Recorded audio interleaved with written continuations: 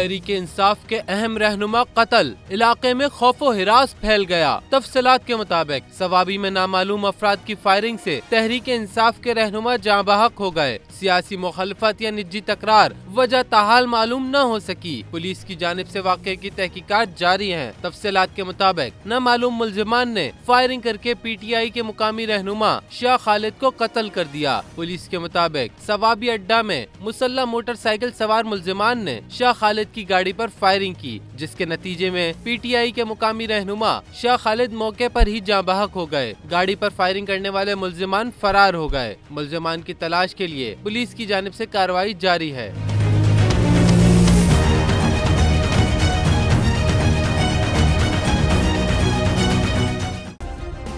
Subscribe करें और bell दबाएं ताकि कोई खबर रह न जाए।